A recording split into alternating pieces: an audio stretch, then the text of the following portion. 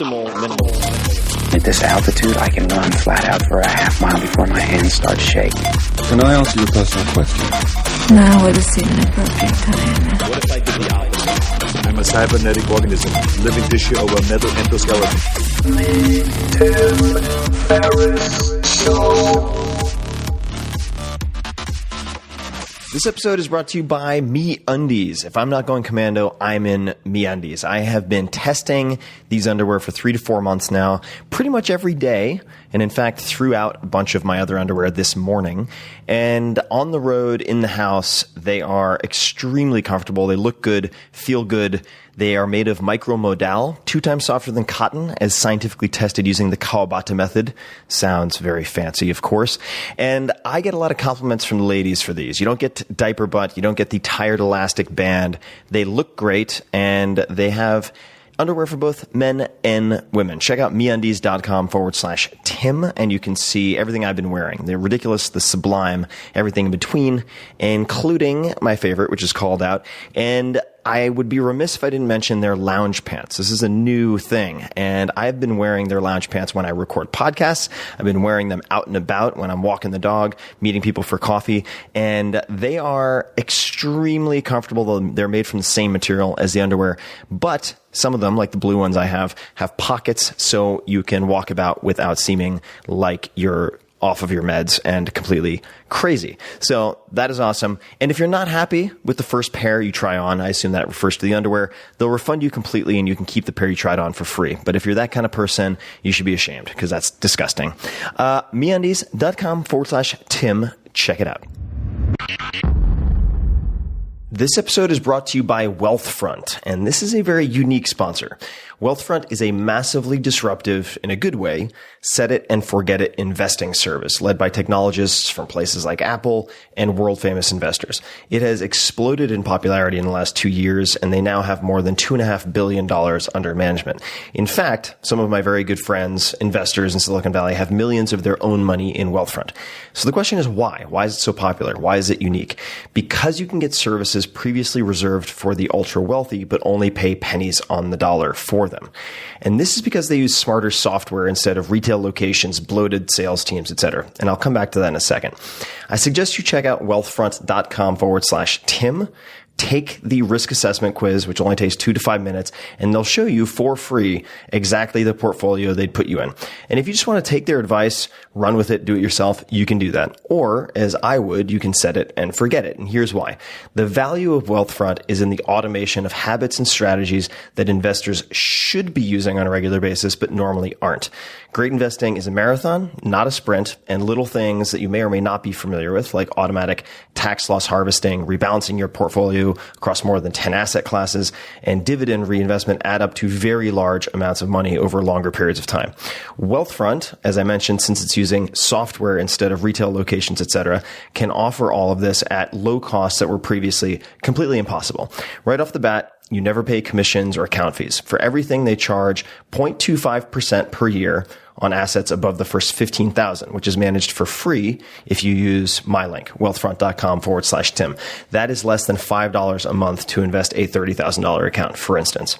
Now, normally when I have a sponsor on this show, it's because I use them and recommend them. In this case, it's a little different. I don't use Wealthfront yet because I'm not allowed to. Here's the deal. They wanted to sponsor this podcast, but because of SEC regulations, companies that invest your money are not allowed to use client testimonials. So I couldn't be a user and have them on the podcast. But I've been so impressed by Wealthfront that I've invested a significant amount of my own money, at least for me, in the team and the company itself. So I am an investor and hope to soon use it as a client. Now back to the recommendation. As a Tim Ferriss Show listener, you'll get $15,000 managed for free if you decide to open an account. But just start with seeing the portfolio that they would suggest for you. Take 2 minutes, fill out their questionnaire at wealthfront.com/Tim. It's fast, it's free. There's no downside that I can think of. Now, I do have to read a mandatory disclaimer. Wealthfront Inc. is an SEC-registered investment advisor. Investing in securities involves risks, and there's the possibility of losing money. Past performance is no guarantee of future results. Please visit wealthfront.com to read their full disclosure. So check it out, guys. This is one of the hottest, most innovative companies coming out of Silicon Valley, and they're killing it. They've become massively popular. Just take a look, see what portfolio they would create for you, and you can use that information however you want. Wealthfront.com/Tim. Hello, ladies and germs. This is Tim Ferriss. Welcome to another episode of The Tim Ferriss Show. I am sitting in the darkness on Long Island. I don't know why all my lights are out, but it is very moody in here. And that's not really appropriate to the episode you're going to listen to, which is a very fun, very funny episode with Rainn Wilson, who is best known for playing Dwight on NBC's Emmy-winning The Office. You can say hello to him on Twitter. Please do. At Rainn Wilson, RAINN He's also acted in Super, Cooties, Juno, Monsters vs. Aliens, The Rocker, and many other movies. He co-founded SoulPancake. I didn't know this before doing my homework for this interview, and I love SoulPancake. It is a media company that seeks to tackle life's big questions. They put out some amazing videos, including some massive mega hits like Kid President. He's a board member of Mona Foundation and co-founded Lidè, an educational initiative in rural Haiti that we'll talk about in this episode a bit. He's also, last but not least, voice cracking like Doogie Howser, the author of a brand new book, The Bassoon King, which is hilarious and very insightful. It is his laugh out loud memoir. We cover a lot in this episode. I won't go through everything because that would be ridiculous, but here are a few. The value of as-if exercises from drama school, his meditation practices. We talk and compare different methods, the origins of SoulPancake and some of their mega hits, favorite books, documentaries, and movies, acting as therapy, even for non-actors, the sexy nostril exercise, and much more. So, thank you for listening, as always, and without further ado, please enjoy my conversation with Rainn Wilson. Rainn, welcome to the show. Hey, Tim Ferriss. Good to be on your show. I have been looking forward to this, and it's just before Thanksgiving, which is, I suppose, appropriate. You've put out a lot of good work in the world, so thank you for that. I'll begin with that. Oh, appreciate it. And I've observed sort of the canon of work thus far, and you've spanned across multiple types of media. When you meet people and they ask you the question, what do you do? How do you typically answer that? Well, it's a little easier for me than it is for someone like you. I mean, I do a lot of different things, but my first answer is I'm an actor because that's where I started. That's my greatest love. That's where I hope to be spending my dying breath. I'd love to be playing King Lear on a stage somewhere and keeling over when I'm 87 years old. So I'm an actor. I'm also an entrepreneur.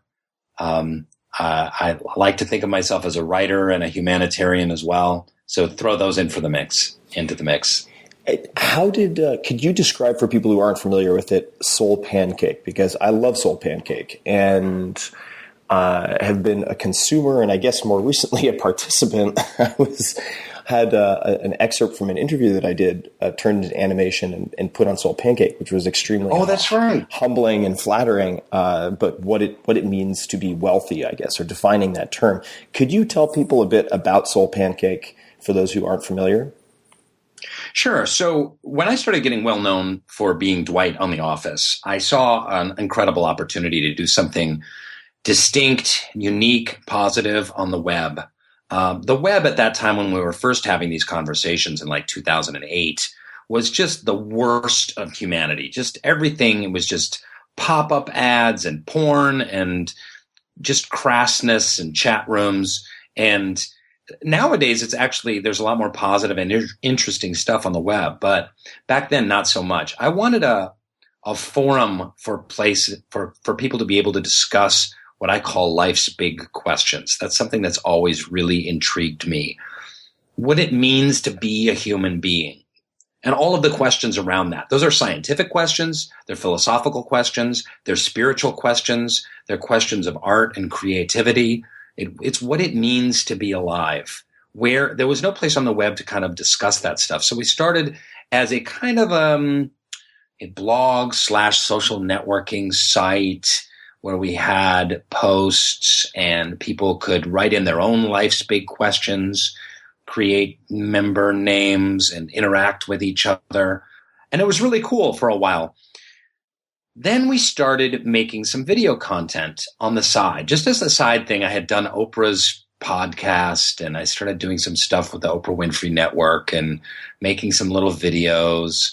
We started a YouTube channel. Then all of a sudden we saw, wait a second, we're way better at making videos than we are at making like web technology for interaction between people. So we kind of ditched the whole web. In fact, we did. We ditched our website. We pivoted completely, and we became a media company. So SoulPancake is a media company. We put out digital content across multiple platforms through the social networks, through YouTube. We do stuff on television. We do stuff for brands and advertising. And it's also changed a little bit in that now our mission is to produce inspiring content about stuff that matters. And that's what we're about. And when was it founded originally? 2009. 2009. And how did you decide on SoulPancake, or how did the team decide on SoulPancake as a name, and what were some of the names you decided against? Yeah. One of the really difficult topics that we were going to try and bring up at SoulPancake, which is the hardest topic in the world to bring up these days, and that is spirituality. So we wanted something that dealt with spirit. It's not a spirituality site. That's just one of the many things that we talk about. But if you're going to talk about the human experience, that's part of the human experience. So we wanted something that had a little bit of a tip of the hat towards spirituality. So we literally were like on one of those sites where you GoDaddy, or one of those sites where you look up website names. Right. We had food items written on the wall on little 3x5 cards.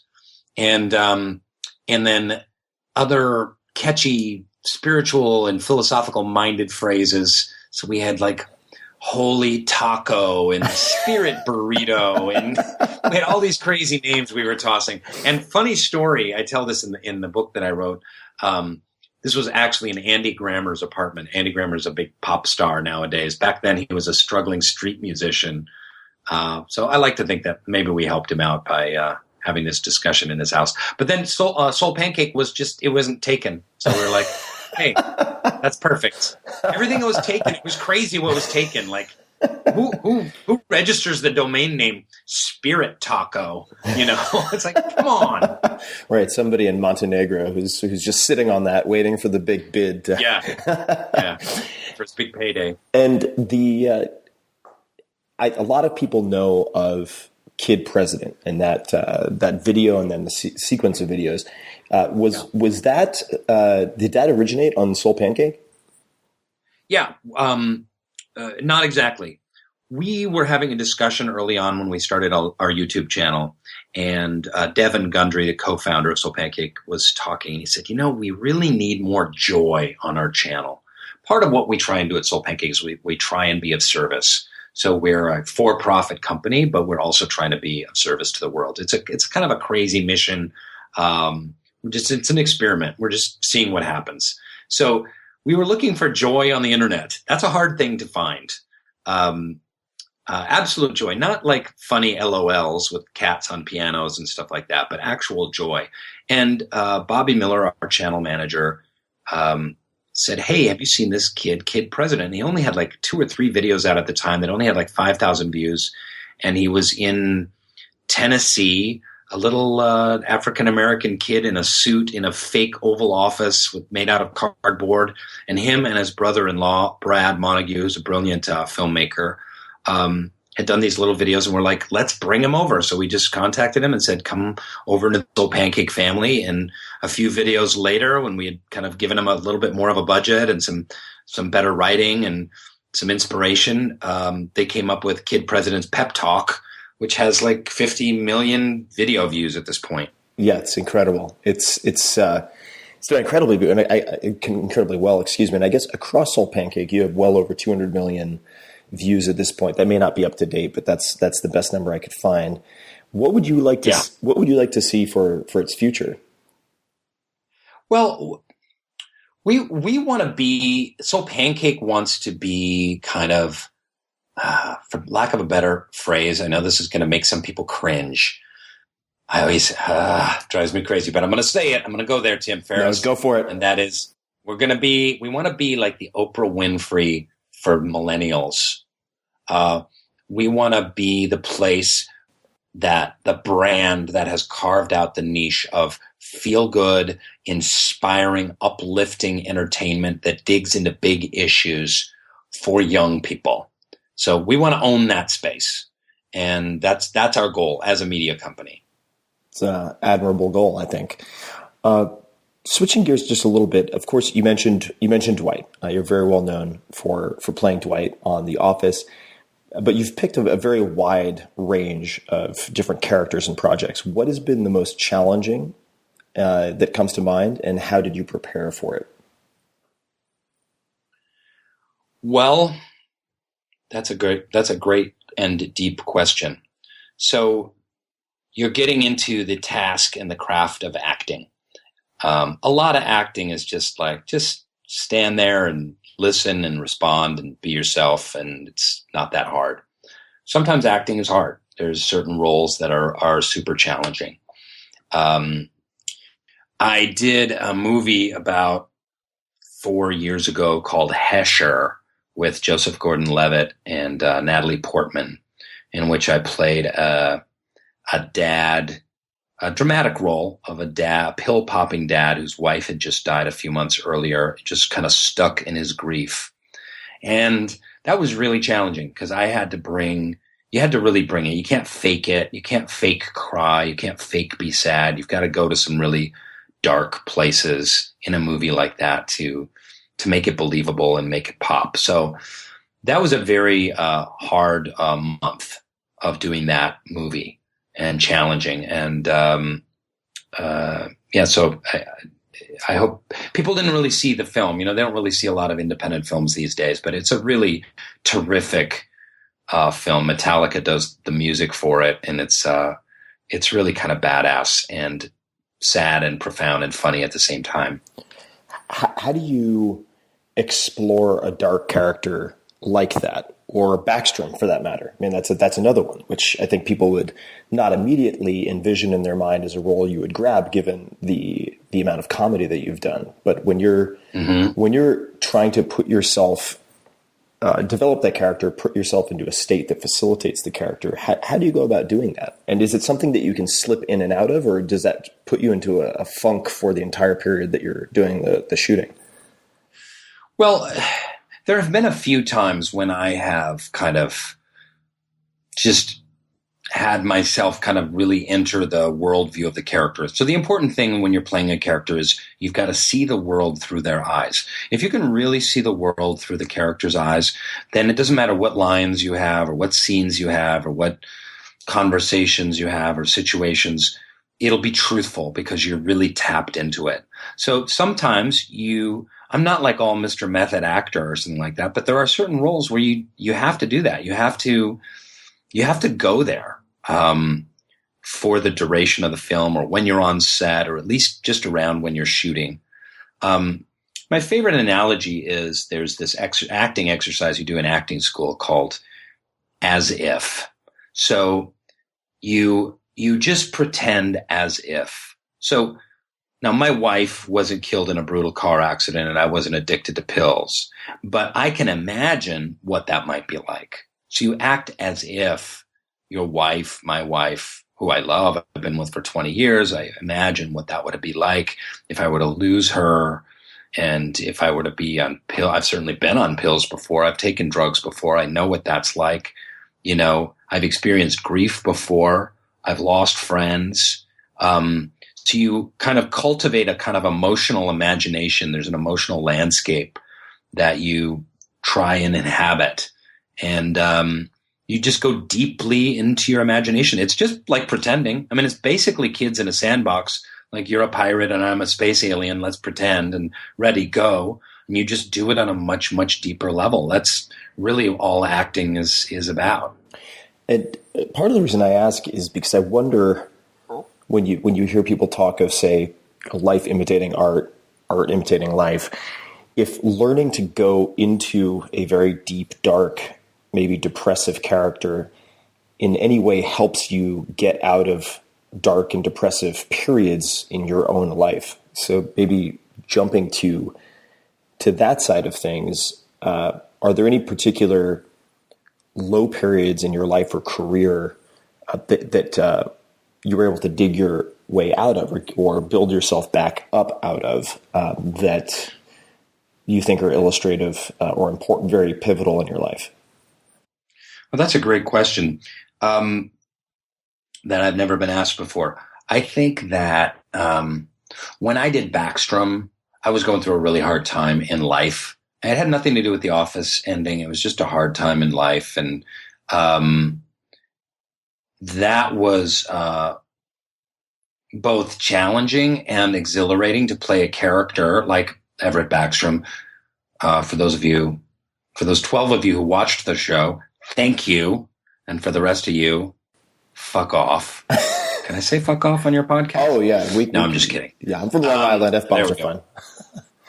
He's a very dark human being. He sees the worst in everybody, and he sees only kind of the corrosive in reality. So it was challenging and helpful at the same time to be in his worldview, especially when I was shooting the pilot. It was very hard, and to go there when my life was having a difficult time, but at the same time, I kind of found it exhilarating. I wish I could answer it better than that, but it's both. What was difficult, if you're open to talking about it, what was difficult about your life at the time? I was just going through some family stuff and marital stuff and personal stuff that was just really difficult. And then I was flying up to Vancouver shooting Backstrom, and it was just a hard time. So it was just a really challenging time on multiple levels. What do you do when you feel overwhelmed? What do you do to improve the situation? Well, I have a spiritual faith that I rely on, that I use. So I use prayer and meditation as tools to center me and bring me back kind of into reality. I also find that for me, like, acting is a wonderful escape, because you get out of your own head and you get to go into someone else's head. And, it was like that on The Office too, and doing comedy, and life was good and life was bad. There was something wonderful about coming to Dwight, and I could just put Rainn Wilson aside and just all of that bullshit and clear it out of my head and out of my heart and just be Dwight Schrute. And sometimes it was just super, super fun to do that. So those are some of the tools. Acting is a tool. Prayer and meditation is a tool I use to kind of bring myself into the world. And your faith, I know I'm going to massacre this because I've only read it and not heard it said, but is it Baha'i? Is that correct? Yeah, Baha'i. Baha'i. There we go. Thank you. Baha'i. How you doing? Yeah. Like that. And I want to come back to that, but when you meditate, what does that look like? And do you do it on a daily basis? What's the format of that? Yeah, I try and meditate every day. There's no format in the Baha'i faith. It's just greatly encouraged to meditate. When you pray, you're communing with the Creator, you're communing with the universe, you're putting stuff out there. And when you're meditating, you're listening to the universe. But it's really pretty simple. I get a great deal of benefit if I even do a 10-minute meditation. And out of that 10 minutes, if 4 of the minutes, my mind can be very still and very silent. There's great guided meditations. Now there's apps. There's all kinds of things that you can do for meditation. But for me, it's just about, I won't say silencing the mind, because that's impossible. So the mind those thoughts are always going to pop up. But those thoughts pop up. You just notice them. You identify them. You let them float in front of your eyes, almost like, one of those old fashioned Wall Street ticker machines. And you find I find a tremendous amount of peace, serenity, and bliss in just being in consciousness. And consciousness is not thought. Consciousness is just being. I am this being. I am not separate from the giant being of Earth and the cosmos and the universe. And just being in that stillness is incredibly rewarding. I get really a ton of clarity, and I get a ton of energy from it. And these have been proven in scientific studies, by the way, in all kinds of things, from healing trauma to giving you more energy to giving you more focus in your work. It's meditation is a pretty incredible tool. And lowering cortisol. I've been spending time interacting with some researchers at Johns Hopkins, a gentleman named Roland Griffiths, and also a gent named Adam Gazzali, who runs a neuroimaging lab at UCSF. And what's been very interesting, and we don't have to go down the rabbit hole with this, but it appears that if you look at experienced meditators and brain activity, and I'm blanking on the particular area. I think it might be somewhere in the parietal lobe, but I could be off. In any case, there's a portion of the brain that is thought to contribute to the separation of self and other. So it's associated with, let's just call it the ego, and that is inhibited both in the use of, say, psilocybin, which was found in magic mushrooms, but also you experience a similar type of pattern in experienced meditators, which is kind of cool. Well, I know that they. Oh, sorry. Go ahead. No. Go ahead. I know. I heard a fascinating thing on the radio once where they did a study and they found the happiest man in the world. So they did a brain scan and they found the happiest person they could possibly find. And this guy was, I think he was an American, but he was living in Wisconsin. But he was a student of Tibetan Buddhism. And at the time when they did the brain scan, which charted out as the very happiest, he was in the process of meditating, and it was a meditation of kind of universal compassion. Mm-hmm. So it's a meditation where you are feeling at one with everyone and great compassion for everyone on planet Earth and all beings on planet Earth, not human, animal, plant, what they're going through. And in so doing, that achieved like the greatest happiness. That kind of goes along with what you're saying. No, definitely. And there is a sort of, even if you are self-interested, there's a biological benefit to empathy and compassion and meditation. So, and I just to reiterate something you said, because I think it's so important, is that, I try to meditate 20 minutes each morning. And like you mentioned, there are apps like Calm and Headspace that are very helpful for this. But even if I'm just violently, let me try English again, violently getting punched in the psyche by like my to-do list and worries and anxieties and thoughts for 15 or even 18 minutes out of 20, if I have 2 minutes where the mud kind of settles and the mind is clear, it has an incredible impact on the entire day for me. And I feel exactly the same way. That's exactly my experience. Even out of a 10-minute meditation, if I can just get 2 or 3 minutes in there where I have almost achieved thoughtlessness and just kind of a serene bliss, it's like taking a power nap, you know, and it helps you through your whole day. Definitely. And I think it was Tara Brach who said this to me, but it might have been someone else, but they said if you just come back to your breath or a mantra or whatever it is that you're focusing on, if you're doing concentrated meditation, it's the coming back that is the practice. So if you're just distracted and you're basically just bouncing off the walls mentally with your monkey mind for those 19 minutes, if you come back even once, you can consider it a successful session. I think for type A personalities, that's really important to keep in mind. You mentioned something I'd love to explore a little bit, which is that acting can be a wonderful escape, and I'm paraphrasing here, but from your own head. I was actually watching Amy yesterday, which is a documentary about Amy Winehouse, and very, very sad story and tragic on many levels, but she produced some beautiful music from bad experiences. And so she was able to escape her own head by putting these poems, which became songs, on paper. Are there any particular exercises from whether it's acting school or improv or otherwise that you think could benefit non-actors who just want to help create new avenues of thinking or embrace some type of therapeutic effect of getting outside of their own head? Yeah, specific ones I suppose I could go into, but I studied with a great teacher in NYU named Paul Walker. He died of AIDS, but he was an exquisite teacher, and he taught theater games. And for me, that was a real revelation because when I had tried acting early on, I was very stiff and very in my head and cerebral and kind of stuck and kind of like, it was very conscious. Like, how am I going to say this line? And how do I best look when I'm turning this way? It's just a very self-conscious style of acting that was bad. It was sucky. So what Paul got us doing in acting school at NYU was just playing.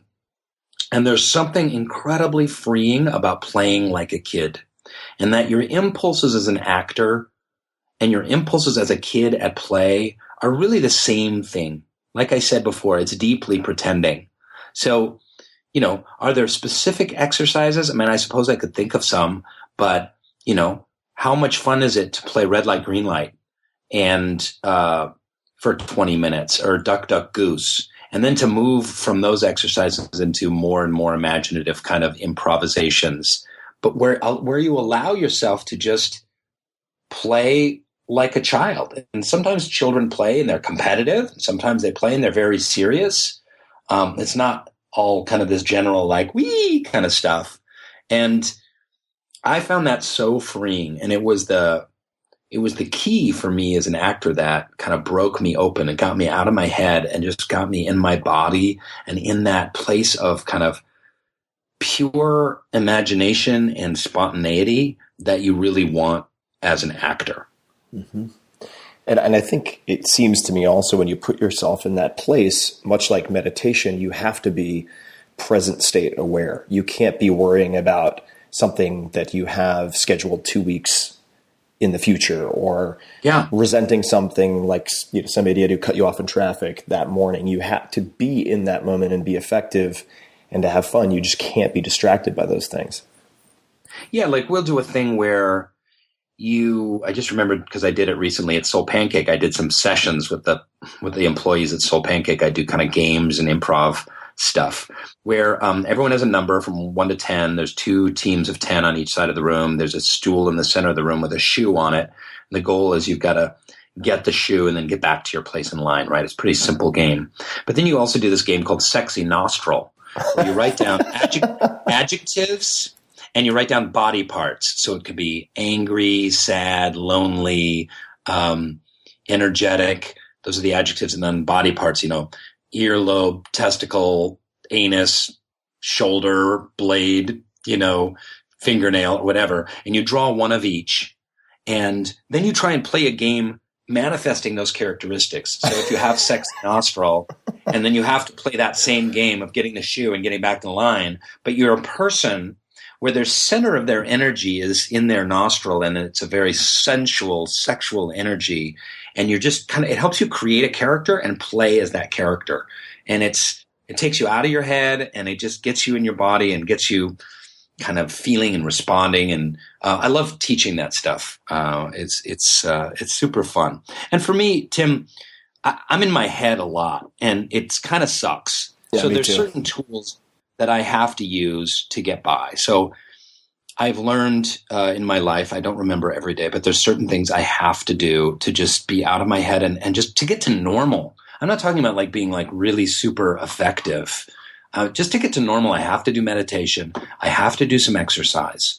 If I can get into nature, great. If I could play some tennis, better. And acting is that same way.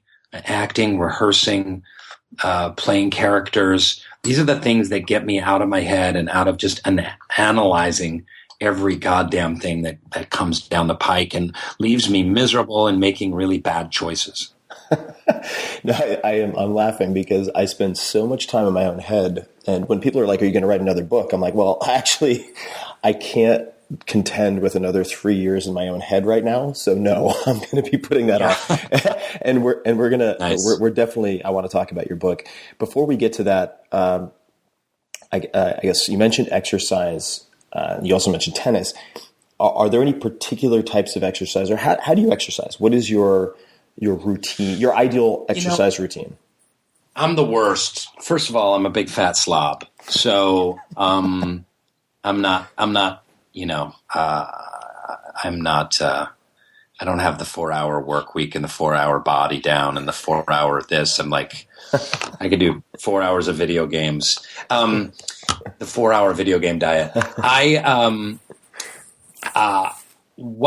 jog, which I love doing because it also clears my head. And there's something physiologically, which I'm sure you know about walking and jogging, that it actually is really healing to the brain because when you do it, the energy goes back and forth between both lobes of the brain.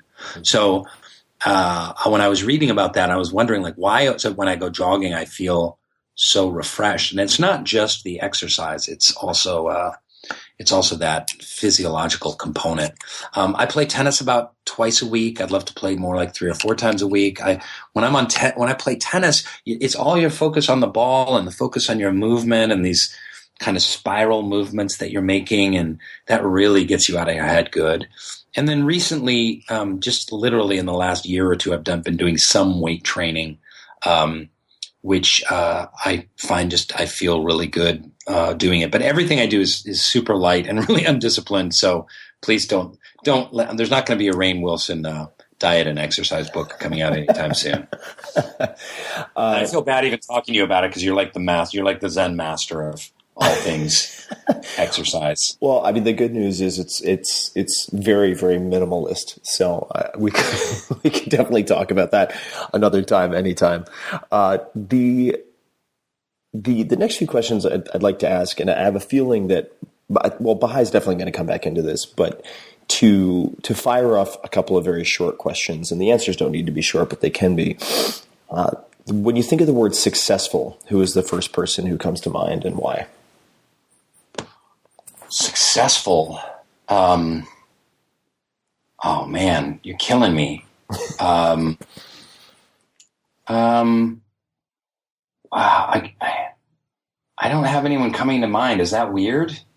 It's not weird. We could try another adjective. Maybe when you think of the word admirable, who's the first person who comes to mind and why?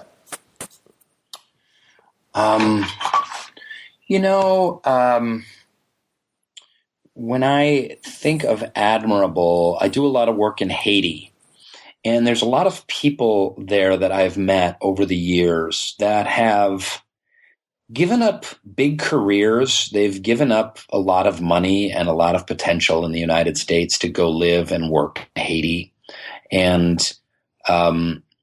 just to be of service to people that don't have much. And to me, that's really admirable. There's a woman I'm thinking of that taught school her whole life in Haiti and then retired and had a little bit of retirement money.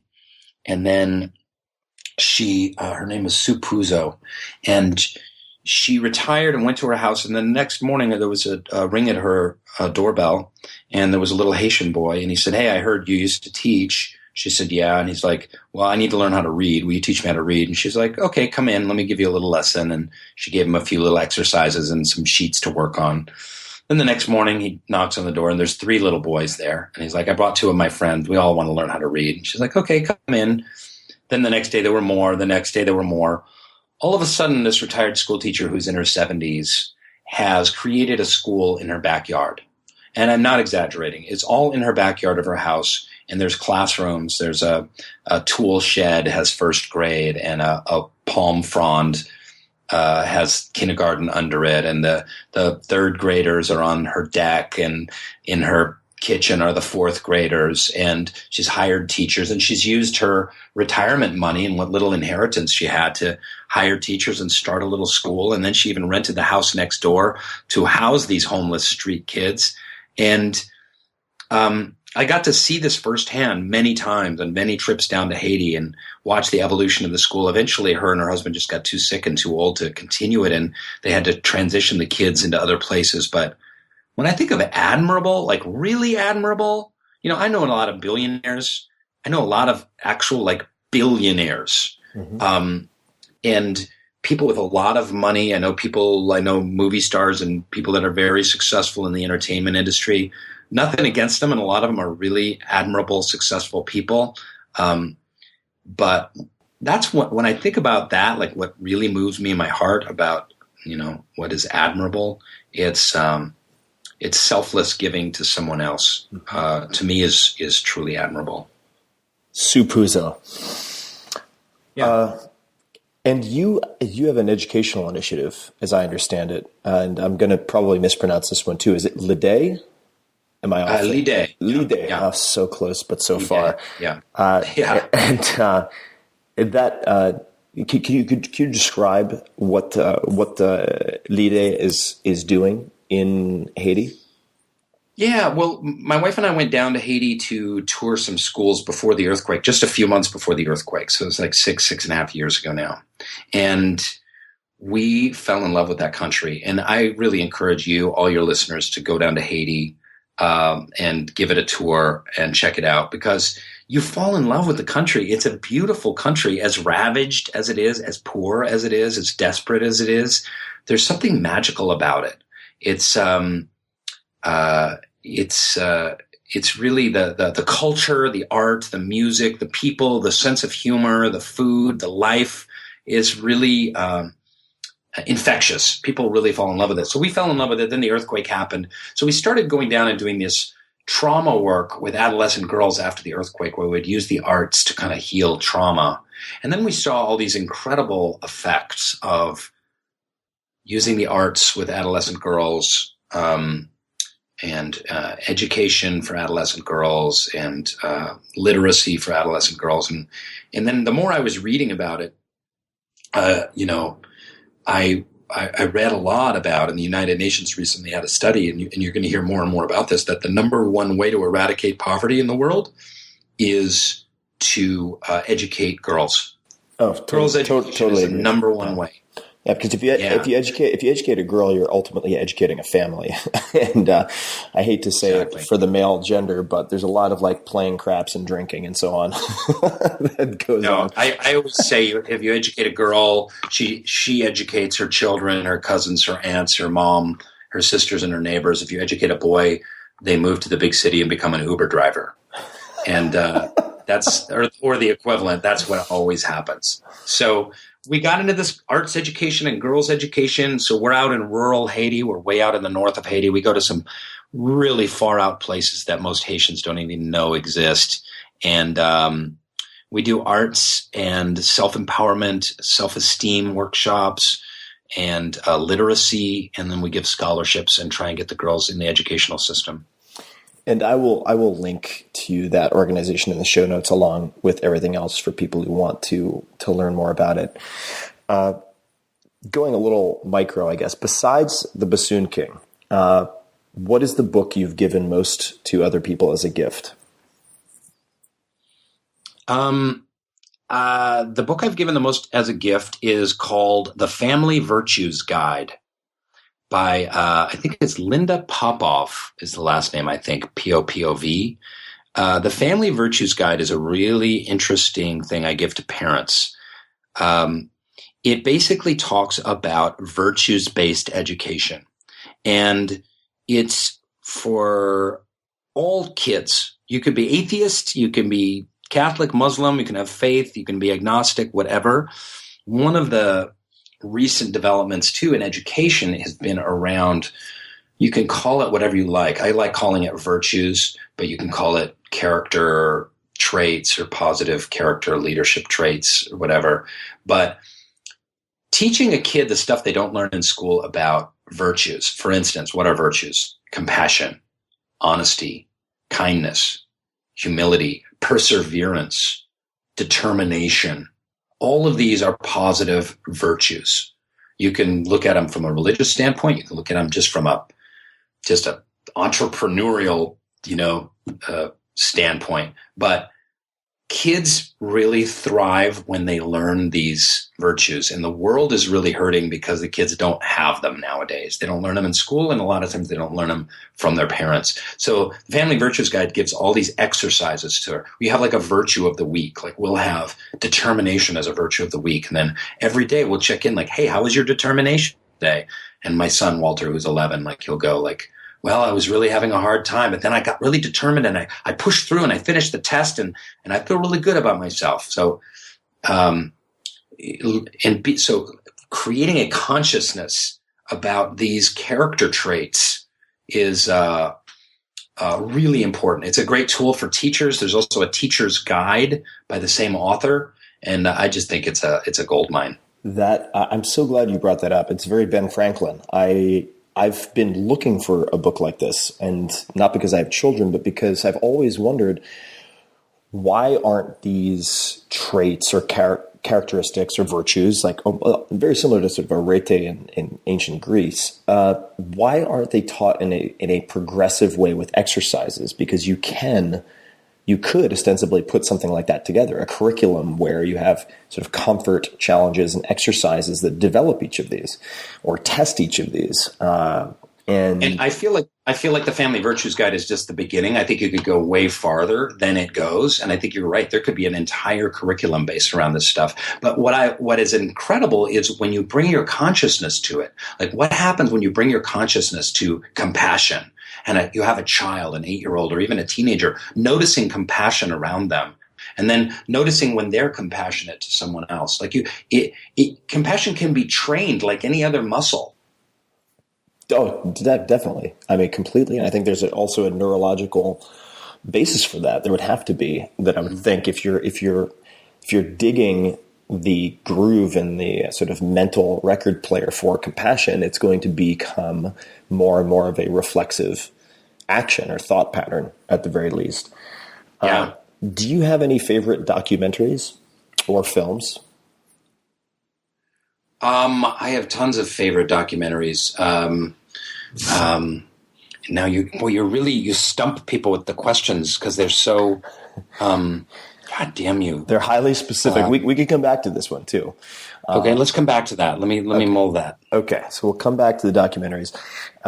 Another highly specific one. What purchase, it doesn't have to be a purchase, but it could be something free, but what purchase of $100 or less has most positively impacted your life in recent memory?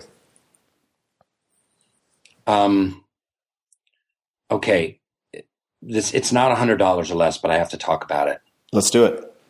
Okay, so I was snoring, and it was driving my wife crazy, and I was kind of snoring more and more as I was getting in through my 40s.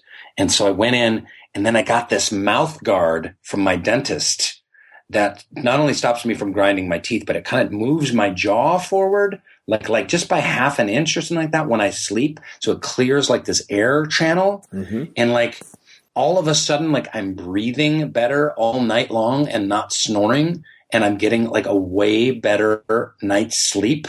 And it's completely transformed my life. And it's so funny that it's just this little plastic mold, you put your teeth in the mold, and I wear that in my sleep, and it's literally changed my life. A piece of plastic in my mouth has changed my life. I love it.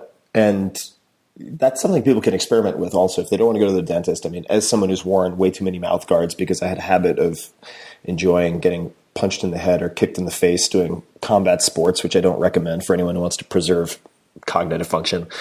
You can just get something in a sporting goods store. And I guess the plus is if you're sleeping and you have a home intruder, you also have sort of home game advantage. But what is something that can I kick you in the face or the head? If I meet you I tell you what, I'll start doing neck exercises. You can start working on your hamstring flexibility, and then I'm happy to let you give it a go. All right. Boom, we're on. Oh, this is good. We could put it on SoulPancake. That could be very inspiring. Rainn Wilson kicks Tim Ferriss in the face. It just needs to be a 15-second video. It'll go viral. It can be used on Vine. It's very multi-purpose. What is something that you believe that other people think is insane, if anything? I've got plenty for myself, but I'm curious if anything comes to mind. I have so many things that I believe that people think are just insane. I believe that world peace is possible. Mm-hmm. I really do. I believe that, some things are going to have to change where it's not even close to being there yet. But I do believe that humanity can put its worst nature aside and find a way to come together. And we see aspects of this more and more. I mean, look at the way the Western states are acting and interacting, and what had the tragedy in France, and the way especially the Western world rallied around France. And there's a couple of folks out there. There's a couple of countries that have some big issues and some big problems. But I truly believe that humanity can do this. We can come together on world peace. We can reduce our armaments to what we need to defend ourselves, and we can just work on making a better world. I think that we can get there. I think that it's really easy to just be negative and be like, oh, that's bullshit. We'll never get there. Not with people the way they are. And people like that's such an easy fallback position. So I guess that's something else that I believe is that cynicism is a disease that robs people of the gift of life. And it's easy. It's way easier to be negative, sarcastic, and cynical. It's an easy fallback position, and it's much harder to be hopeful and positive and proactive. Oh, I completely agree. And I think also that by being against passive armchair cynicism, it doesn't mean you're against constructive skepticism, if that makes sense. A lot of people feel like, oh, you're saying I can't be critical. It's like, no, I want you to be critical, but I want you to be critical in a constructive way where you're actually making mistakes of ambition as opposed to mistakes of sloth. What's your intention in being critical? Is your intention in being critical to make the world a better place or to bring enlightenment? Then great. But if your intention in being critical is to bring people down and hold people back, and they're like, that'll never work, then, that's just bullshit.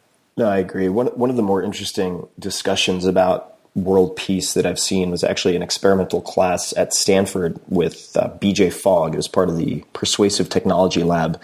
And I think it was peace innovation is what they called it. But what they realized very quickly, they had a class that was full of many people from, of course, different genders, different cultures, different religions. And they had a lot of trouble on agreeing upon what world peace would look like as a single concept. And what BJ did, which I thought was very smart, he said, okay, if we're having trouble agreeing on what world peace exactly would look like, let's agree on some of the antecedents. Like, what are the components that would at least have to be part of something that looks like world peace? And so they started creating these subcategories and smaller addressable components of world peace. Yeah. So at the very least, I mean, thinking about that problem, super smart. Would improve things. And you might not get to perfection, but you can at least improve, get to better. Are there any common misconceptions about you? I think the most common misconception of me is that I'm like Dwight. Just people know me as Dwight, and they're like, they see me in the airport. It's like, Dwight, it's Dwight. Hey, you Dwight? And, which is a really weird question also when people say, hey, are you Dwight? It's like, well, I played Dwight, but I can't say I played Dwight because then I sound like a douchebag. Because I'm like, well, no, I played Dwight. It's actually a very Dwightish thing to say. But it's a weird thing to say, yes, I am Dwight, because I'm not Dwight. I'm Rainn. It was one of like 100 different characters that I've played in my life is Dwight. So that's kind of weird. So I think that's a misconception. What do you as Rainn, what do you have most in common with Dwight, and what do you have? What is completely different about the two of you? I guess what I have most in common is principles. I don't always hold up to them, by the way, but I kind of have high principles about what I should do, what people should do, and what's right. And what do I have least in common with him is I think he's just much more regimented and authoritative and thinks in boxes and straight lines. Mm-hmm. So I don't work that way. I'm quite the opposite. And why did you decide to write a book? I had a story to tell. I knew that I had a lot of funny anecdotes, and most of the story is comedy. Most of the book is I just tried to make it funny, and I think it is very funny. It's my own peculiar look at the world. But I also had a story to tell, and that story was, when I look back on my life, when I founded SoulPancake, and this happened when I wrote the introduction to the SoulPancake book that came out about 5 years ago. Mm-hmm. I realized that, this spiritual journey that I've been on, which is part of my journey as a Baha'i, a member of the Baha'i faith, is really interesting to me. It may not be interesting to anyone else. To me, it's very interesting. Growing up in faith, losing faith, becoming an atheist, and having nothing to do with God or faith or devotion or religion or anything like that. And then slowly, very slowly over, a decade of search, going on a spiritual search, to find myself, to find God, my place in the universe. And to me, that's a really interesting through line that runs through the book. So it's 90% comedy, but it has a little bit of this kind of spiritual quest in it. And I think that we're all on that spiritual quest. We're all like Kwai Chang Caine, wandering around the Old West, looking for our identities and for meaning in the world. And that's okay. Meaning doesn't have to be accomplishment in the traditional Western sense, through accruing crap. Meaning can come in a lot of other ways. So it helped me find a lot of meaning, and that's why I wrote the book. So with you had the SoulPancake book, Chew on Life's Big Questions, and then now the Bassoon King, My Life in Art, Faith, and Idiocy. What did you learn in the process of making the first book that helped you with the second book? Well, that was the answer. What I learned in writing the introduction to the SoulPancake book was that, there's a much larger story to tell here. What I learned in writing the Bassoon King is, and I highly suggest everyone writing a memoir at some point in time. Tim, maybe that's your next book. Maybe it's just, a story of your life, because people just love stories of people's lives and their struggles and their ups and downs and their positive things. But what I learned is how many of my greatest failures and tests have really made me who I am today. I'll give you a quick example. I was cast in a Broadway show when I was about 29 or 30 years old, my first Broadway show, and I sucked. I bombed. I have a chapter called I Bombed on Broadway. I was very in my head. I was very stuck and cerebral and stiff, and I couldn't get out of it, and I tried, but I just was terrible in the part.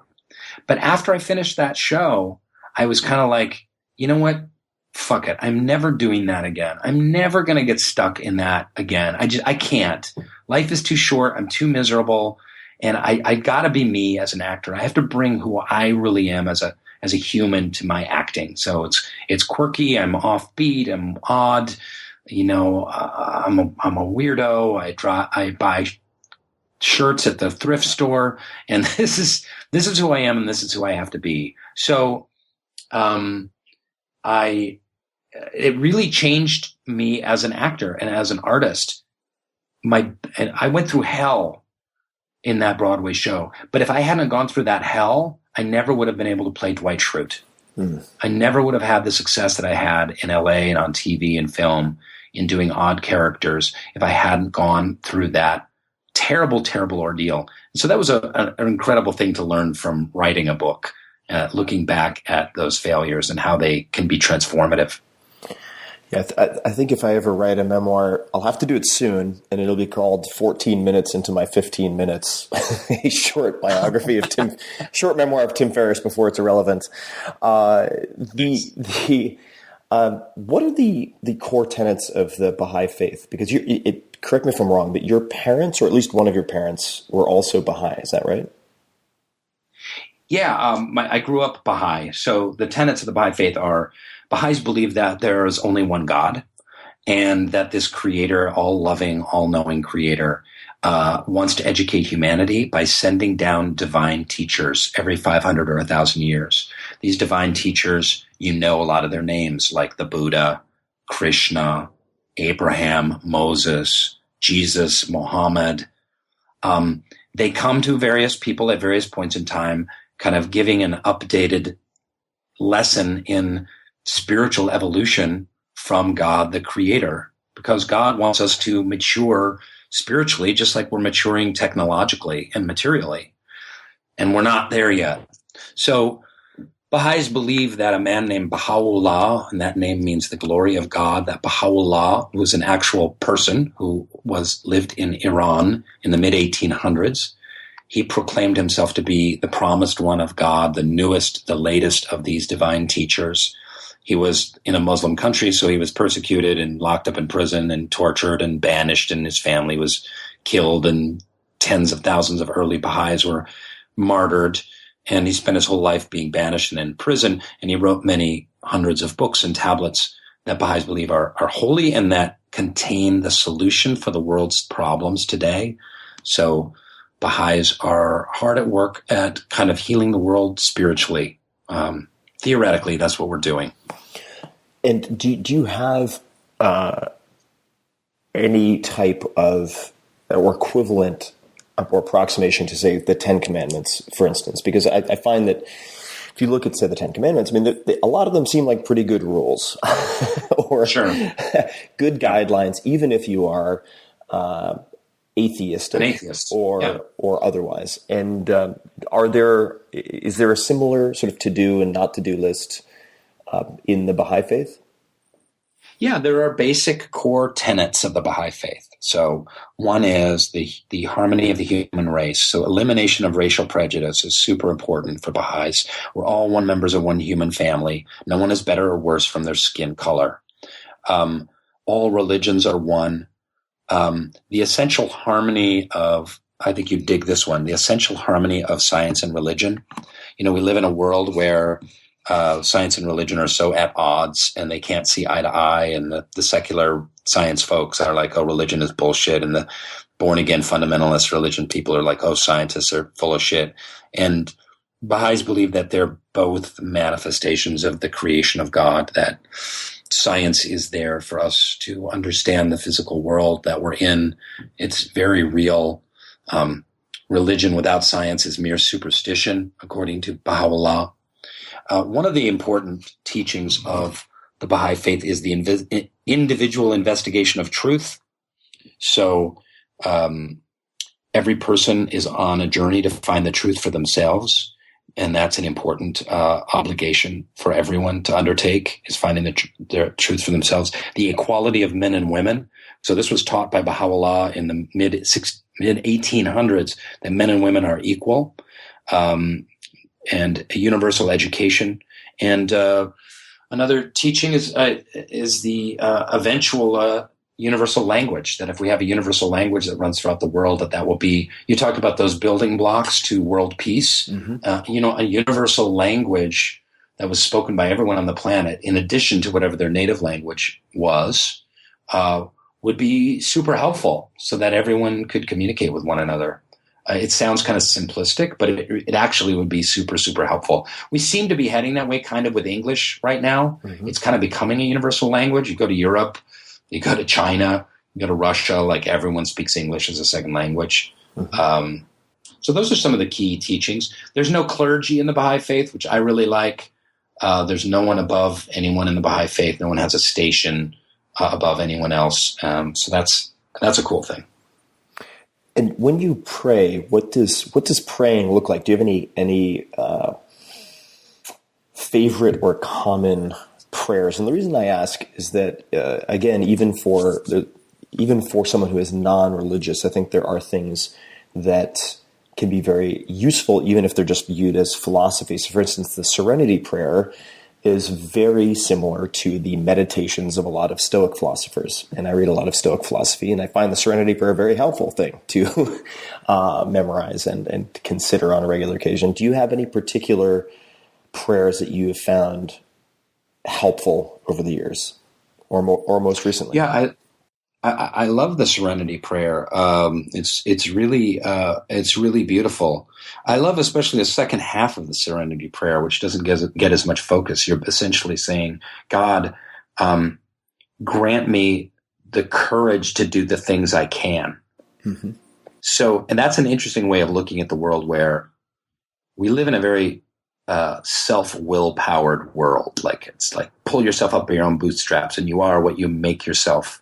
And it's interesting, if you believe that there is a creative force, an all-loving, all-seeing creative force that runs throughout the universe, that force can be tapped into. You can turn to it, and you can ask for help. You can ask for courage.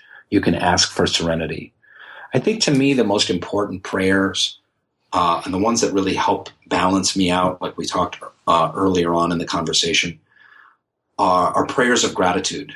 And if I can be in gratitude every day, if I can turn to the divine presence around me and just say, thank you for my health, thank you for the beautiful sunlight, thank you for enough food in my refrigerator, thank you for keeping my son happy and healthy, it shifts my day, and it shifts my whole perspective. Because I can easily get like, oh, shit, how come I'm not a movie star? And how come I'm not getting the work I want to get? And, how come my book's not #1 bestseller?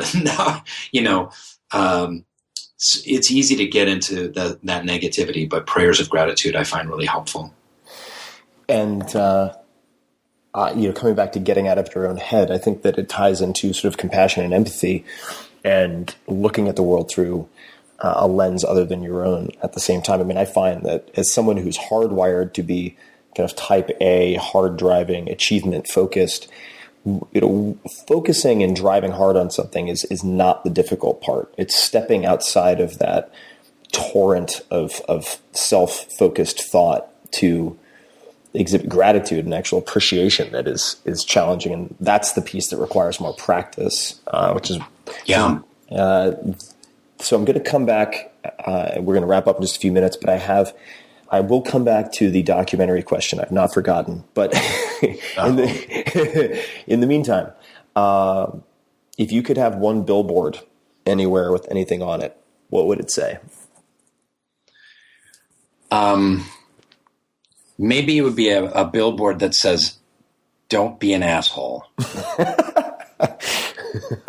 because that would make the world a lot better place. Maybe someone driving along will be like, oh, you know what? Maybe I'm just going to be not as much of an asshole today. I'm not going to cut people off and on the road and ignore my kids and, backstab someone at work. How about that? Don't be an asshole. Is there any particular place you would put that? Anywhere in Los Angeles. Anywhere. What advice would you give to your 30-year-old self? And if you could just place us in time or in place, like where were you? What were you doing at 30? And what advice would you give yourself? So at 30, I was a starving New York theater actor, just kind of going around trying to get acting work. And, barely making 17 grand a year doing theater. I did a bunch of side jobs. I was a man with a van. I had a moving company. I think that what I would talk to myself about is you have to believe in your capacity. You have to believe that your capacity is greater than you could probably imagine what it is. To me, this is a kind of a divine question. God has given us talents and faculties, and it's up to us to discover them and expand them to their maximum and use them for maximum service in the world. So I had a lot more capacity at 30 than I thought. I thought of myself as like, well, I could get some acting work and maybe I could do an occasional guest spot on Law and Order and make enough money to just get by as an actor so I don't have to drive this damn moving van. That was like the extent of where my imagination was for myself. And so I would just say, believe in yourself deeper. You're bigger than that. Dream bigger, I would say. Dream bigger.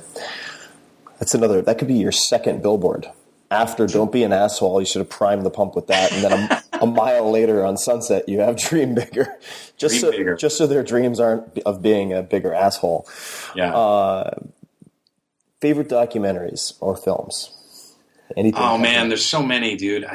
Favorite documentaries. I've seen thousands of them. Just one that you love. Just one that you recommend a lot. The Act of Killing. Did you see that? So good and so brutal. Oh my god. Yeah. I mean, nothing goes to the heart of the human condition and the violence of human beings like that documentary. It's where it's set in Indonesia, and they go to all of these men that killed thousands or tens of thousands of people in a rebellion in Indonesia, and has them reenact how they killed people and make it into like an action movie. They actually try and make sections into an action movie just to see what happens as this kind of grand social experiment. And it really goes into the dark side, the shadow side of the human condition, in a way that is so it's heart stopping. Yeah. And I really like dark stuff a lot. And I would say my favorite movie of all time is Apocalypse Now. And every time I've seen Apocalypse Now, I see the world a little bit differently. And again, I think you learn a lot about the positive side of the world by kind of studying the dark side. And again, it goes into the very worst of humanity and in war. And in so doing, I always find it really inspiring and I come out of watching Apocalypse Now like uplifted, you know. I don't know. Maybe that's just me. No, it's not just you. I had the most decorated special operations commander during the entire Iraq conflict, Navy SEAL commander named Jocko Willink, on the podcast, and he said effectively the exact same thing. So it's fascinating to see how it can span from military to entertainment. But when you're thinking about the human condition, I mean, you do need to consider the entire picture and not be like the blind men touching the elephant. What is an elephant? One's touching the trunk, one's touching the tail, one's touching the foot. I mean, you really have to take in the macro picture if you want to have a positive impact and understand what you're trying to navigate, I think, in some capacity. Nice. Do you have any ask or request for my audience? This is effectively the last question, and then we'll get into where people can find more about you and so on. But do you have any ask or request for the people listening? Well, you know, buy my book. Buy my fucking book.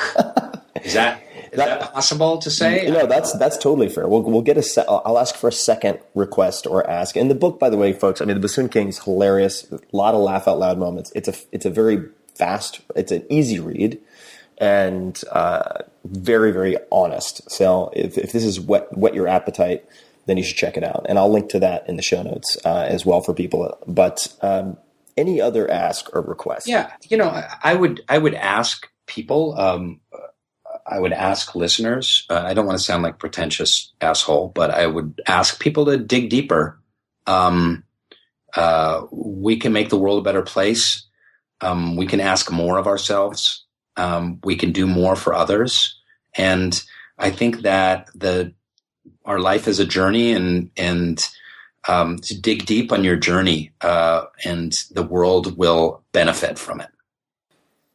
I love it. And you said this already, but the advice to your 30-year-old self, I think everybody could take it, which is believing that you have more capacity than you might think and dreaming bigger. It's just that's been so incredibly useful in my life. And I look back and I'm just like, wow, I cannot believe I was driving in first gear for so long.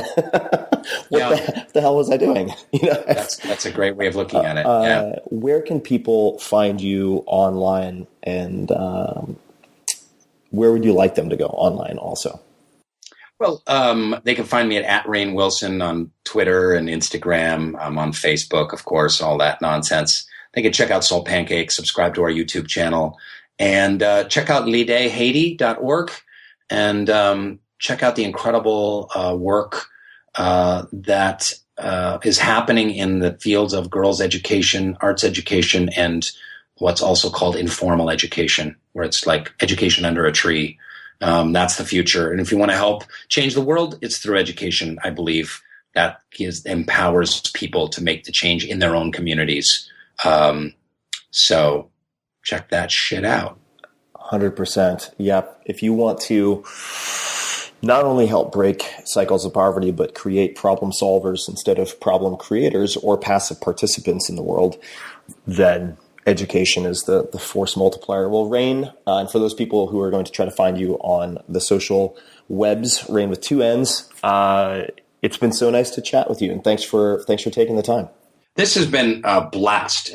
You're great at this, and you need your own show. But after I kick you in the face. Well, you know what? I haven't said this in a long time. Actually, I've never said this. Who am I kidding? That makes me sound like even weirder than I am. But I'm looking forward to hanging out and getting kicked in the face. Perfect. And I may insist. I get veto power on the footwear, but besides that, I think we're in good shape. And I won't wear my high heels. Yeah, thanks for that. And Thanksgiving, as you said, being grateful should come not just once a year. And thank you for that reminder.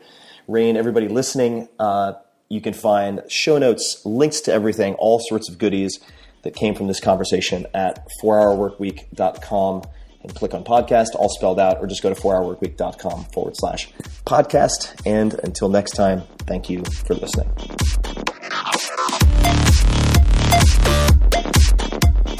Hey guys, this is Tim again. Just a few more things before you take off. Number one, this is 5 Bullet Friday. Do you want to get a short email from me? Would you enjoy getting a short email from me every Friday that provides a little morsel of fun before the weekend? And 5 Bullet Friday is a very short email where I share the coolest things I've found or that I've been pondering over the week. That could include favorite new albums that I've discovered. It could include gizmos and gadgets and all sorts of weird shit that I've somehow dug up in the world of the esoteric as I do. It could include favorite articles that I've read and that I've shared with my close friends, for instance. And it's very short. It's just a little tiny bite of goodness before you head off for the weekend. So if you want to receive that, check it out. Just go to 4hourworkweek.com. That's 4hourworkweek.com, all spelled out, and just drop in your email and you will get the very next one. And if you sign up, I hope you enjoy it. This episode is brought to you by Wealthfront, and this is a very unique sponsor. Wealthfront is a massively disruptive, in a good way, set it and forget it investing service led by technologists from places like Apple and world-famous investors. It has exploded in popularity in the last 2 years, and they now have more than $2.5 billion under management. In fact, some of my very good friends, investors in Silicon Valley, have millions of their own money in Wealthfront. So the question is why? Why is it so popular? Why is it unique? Because you can get services previously reserved for the ultra-wealthy, but only pay pennies on the dollar for them. And this is because they use smarter software instead of retail locations, bloated sales teams, etc. And I'll come back to that in a second. I suggest you check out wealthfront.com/Tim.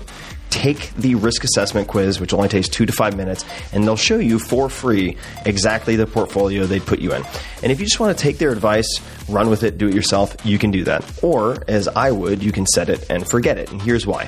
The value of Wealthfront is in the automation of habits and strategies that investors should be using on a regular basis, but normally aren't. Great investing is a marathon, not a sprint, and little things that you may or may not be familiar with, like automatic tax loss harvesting, rebalancing your portfolio across more than 10 asset classes, and dividend reinvestment add up to very large amounts of money over longer periods of time. Wealthfront, as I mentioned, since it's using software instead of retail locations, etc., can offer all of this at low costs that were previously completely impossible. Right off the bat, you never pay commissions or account fees. For everything, they charge 0.25% per year on assets above the first $15,000, which is managed for free if you use my link, wealthfront.com/Tim. That is less than $5 a month to invest a $30,000 account, for instance. Now, normally when I have a sponsor on this show, it's because I use them and recommend them. In this case, it's a little different.